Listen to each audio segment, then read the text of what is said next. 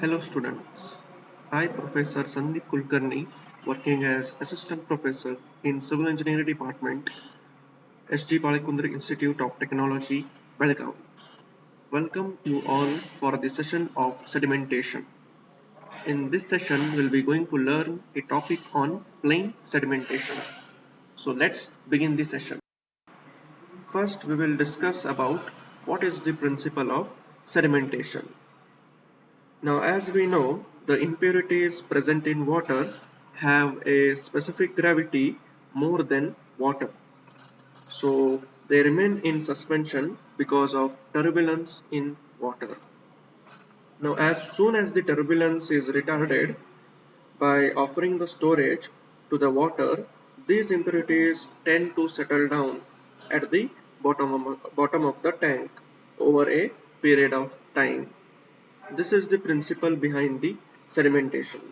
So in this picture, if you look out, the particles which are present in the water, if this water is retarded in a storage tank over a period of time, the particles will settle down.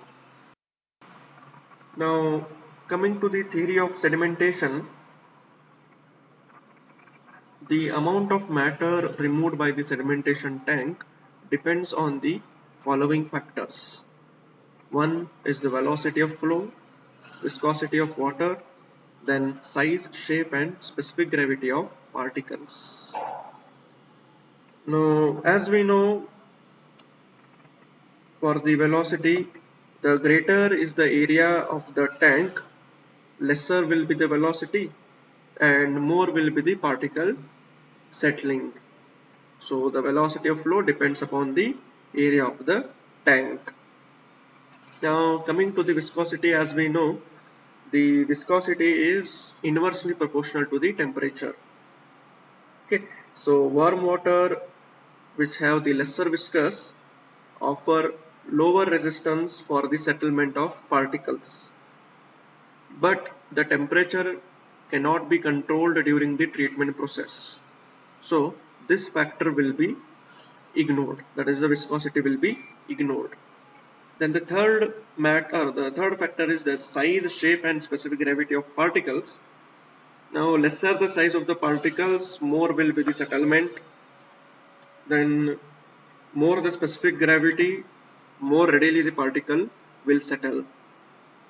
And also size and shape will affect the settling velocity of the particle. Now what is this settling velocity? The velocity of a particle which settles down in a sedimentation tank is called as the settling velocity. Now if the particle is a spherical shape, its velocity is expressed by the Stokes law, which takes all the three factors, that is velocity of flow, viscosity of water and size, shape and specific gravity. Now what is Stokes law? What is the principle behind the Stokes law? So in this picture you can see it is a spherical particle which is flowing in the tank in a water tank, will be having some of the forces acting on it, such as the its own force, that is the force of gravity, that is the its own force, and which is opposed by the drag force Fd and Bion's force Fb, that is the effective weight of the particle. Now the downward movement of particle in a water is opposed by the drag force. Okay, that is by the water. The particle starts settling down when its effective weight, that is the buoyancy weight, attains a sufficient velocity at a point where Fd is equals to Fb, that is drag force is equals to Bion's force.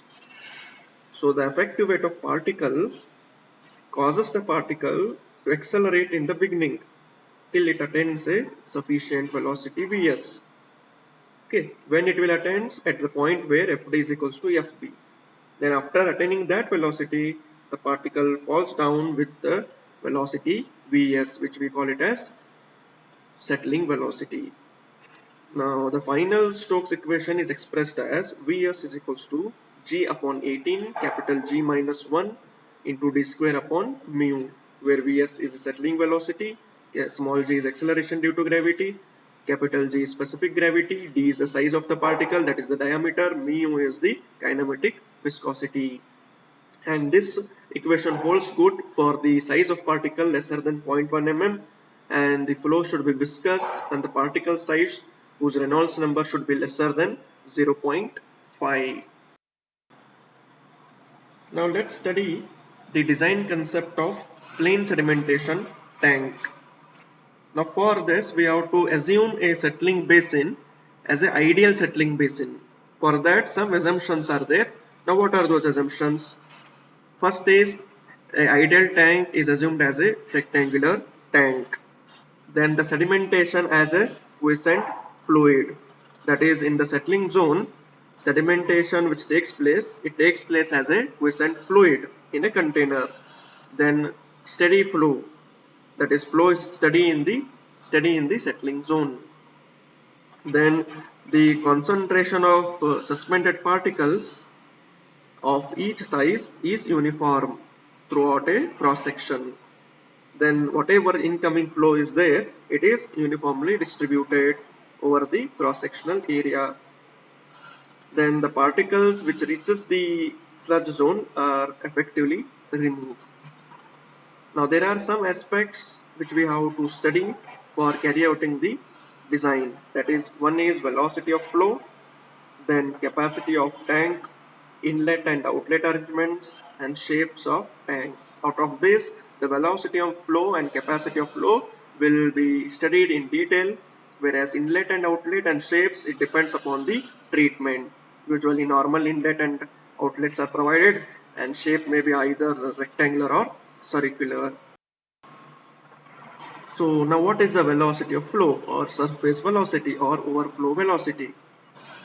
So for that, in this picture, if you see here, you look at here, so this is a rectangular sedimentation tank which consists of inlet zone, outlet zone, settling zone, and sludge zone.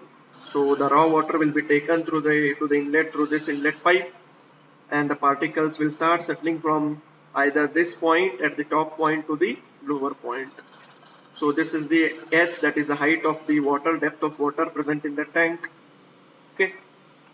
Now looking at the line diagram of a tank, the water which contains particles is distributed uniformly over the entire tank. So the particles will start flowing with a uniform velocity v, and if q is the discharge of the inflow, then the flow velocity can be given by v is equals to q upon a, that is discharge upon area, where area is b into l. Okay, so v can be given as q upon bl. Okay, now each discrete particle is moving with a horizontal velocity v and vertical velocity v naught, and having a resultant path, this inclined path v.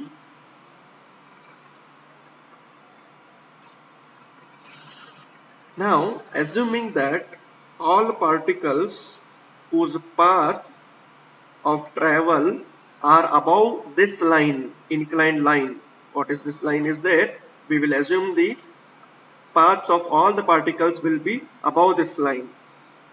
Okay, so from that what we will come to know, the horizontal path of all the particles, horizontal velocity of all the particles will be q upon a, when all the particles will be flowing above this line, their velocity will be q upon a. So what will happen, all those particles will settle down.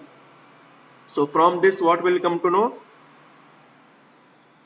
the particles having a settling velocity greater than q upon bl will settle down and can be removed from the sludge zone, and hence no particles having a vertical velocity, settling velocity more than or equal to q upon bl will remain suspended in the tank.